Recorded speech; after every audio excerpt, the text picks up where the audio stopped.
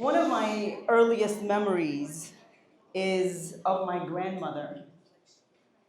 I remember picking grapes off the vines in her backyard and playing in the hallway on their ground floor home, watching her sit on the floor churning butter. And then later watching her hands that tied one knot at a time on a loom. Blue, red, white threads slowly becoming something whole, a rug.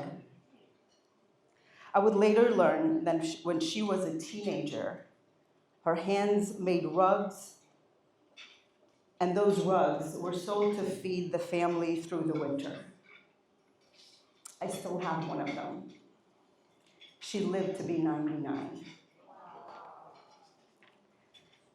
Those memories are woven together with others, louder ones, more chaotic ones. Thousands of men marching, chanting, beating their chests, their backs bloodied with chains, cars honking, tires burning, smoke in the air. I was 3 years old during the Iranian Revolution. And then came war. Missiles landing in neighborhoods, nights spent under staircases waiting for silence to stop. Power outages, food shortages, fear, constant interruptions, and constant uncertainty. And I remember my mother's eyes, because as a woman, you never knew if stepping outside your home might be the last time you did. And yet, alongside those memories, there were moments of surprising normalcy. My mother, a master seamstress, a designer and pattern maker for the Queen's Court at the time, since she was a teenager, would find fabric and sew herself a dress. And with whatever remained, she would make me a matching one. I must have been 8, maybe? On the surface, it looked like care, like creativity, like self-reliance. But beneath it, it was resistance. It was dignity. It was her saying, I will still show up.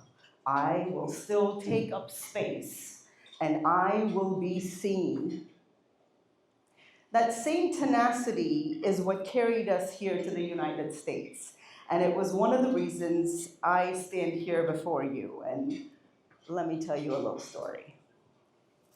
I'm 16. We've moved to Glendale. Been here about less than a year. I need a cocktail dress. We're at Ann Taylor at the Glendale Galleria. My mom finds a dress that passes her expert seamstress eye. We get to the counter, and suddenly she's negotiating. In Armenian, in Farsi, hand gestures and all. And then she goes, Asa. The dress is $250. It's 25% off, but my mom says, Anshat tarvan naesi. Piti taka karem. Verchinana. Ashka siruma. And she keeps looking at me and goes, translate, Asa. And I'm mortified. I'm 16. And I'm like, no. I just want the ground to open and for it to swallow me whole. But my mom does not take no for an answer. And the manager is confused and somewhat amused and slightly overwhelmed. And she says, ma'am, there's nothing I can do. And then my mom does something I will never forget. She pulls out her wallet. She puts some money on the counter and says, obviously in Armenian, and I'm the translator. She says, this is all I have to buy my daughter her first dress in this country. The manager looks at me, looks at mom, looks at the money, and she goes, okay, but you can't bring it back. Mom paid $75 for that dress.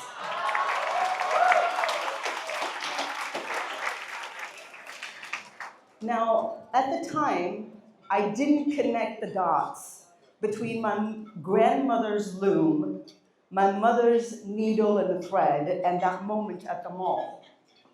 But later, well into my journalism career, I understood that they had been stitching something into me all along, a mindset, a way of being, a legacy. Be unstoppable.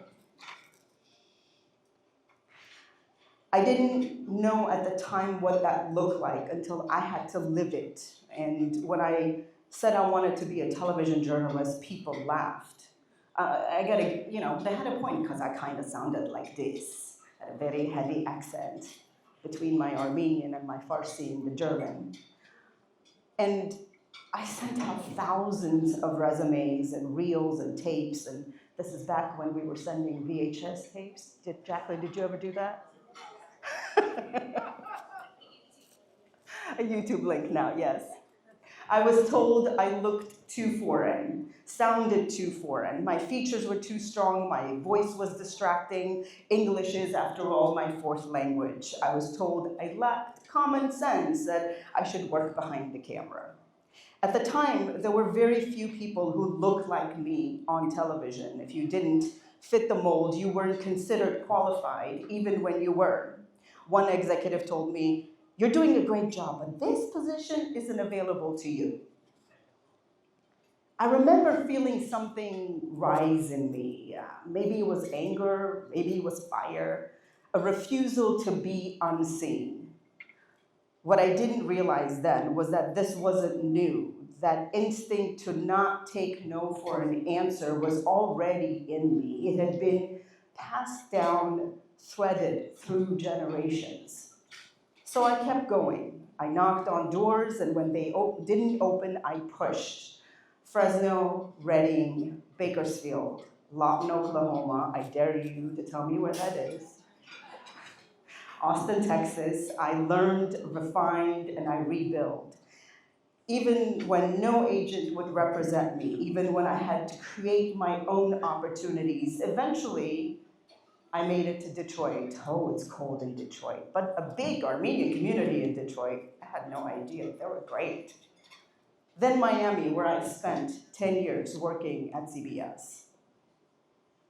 Looking back, I didn't set out to be a trailblazer. I just wanted to tell meaningful stories, but somewhere along the way, I became a conduit for voices that were ignored, for communities that were overlooked, and maybe it was my innocence, or maybe it was just legacy.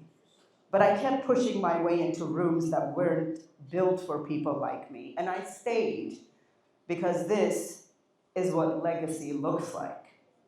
We often think of legacy as something big, like our children, or our achievements, or the institutions we build. But I want to offer something different tonight. Legacy is not just built on grand moments. It is stitched in small, quiet, everyday ones. One knot on a rug, one dress sewn from leftover fabric, one bold negotiation at a checkout counter, one act of courage at a time. These are the moments that shape who we become. These are the moments that become our stories. And when we tell those stories, we preserve something deeper than memory. We preserve identity. As Armenians, we know what that means to lose history. War, genocide, displacement, so much has been erased. And for many of us, our stories survive only because someone told them. So I believe this: our legacy lives in the stories we choose to tell, the beautiful ones, the painful ones, the uncomfortable ones, because every time we tell them, we stitch ourselves back into history. And as a storyteller, I see it as my responsibility to keep stitching, to create space for others to do the same. So there's one thing I hope you take from tonight, and it's this, that your story matters. Your moments matter. And the more you share them, the stronger our collective legacy becomes. And with that, I want to share something with you. After years of trying to earn a seat at someone else's table, I realized I could build my own and invite others in. This is exclusive. I launched a digital, independent, physical, and digital space, a viewer and reader-supported media platform, Inclusive Voices Media, a space where we tell our stories by us, for us, and I hope to make you proud. And the truth is, I can't do it alone. I'm going to ask you to do something for me at the end of my speech. Is that okay? Do I have your permission for that? Okay, awesome. I'm going to skip ahead because I have something else to tell you before we get to it. I also want to honor you and recognize you, because if it weren't for the women and, of course, the men in this room, the paths you've created and the spaces you've opened, I wouldn't be standing here. Most of us wouldn't. I stand on your shoulders. We all do. So thank you for that. And I want to introduce someone special, if that's okay.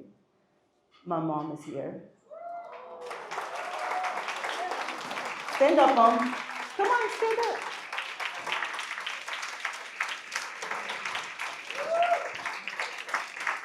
Okay, now I want you all to look at her dress. Okay, she made that dress. It's her design. It's her work. Okay, now eyes on me now. She made this one too. I'm wearing one of her outfits. I may no longer be 8 years old, but I'm still my mother's daughter. And just like that, the thread continues, the story continues, and the legacy continues. So, I'm so proud of you. Thank you.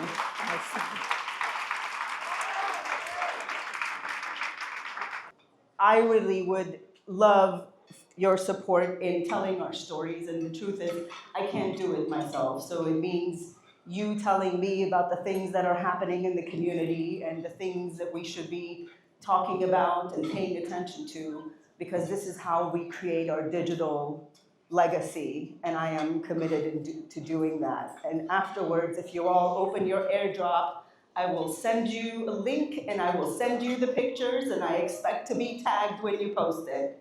Thank you so much. This was my honor. Have a great night.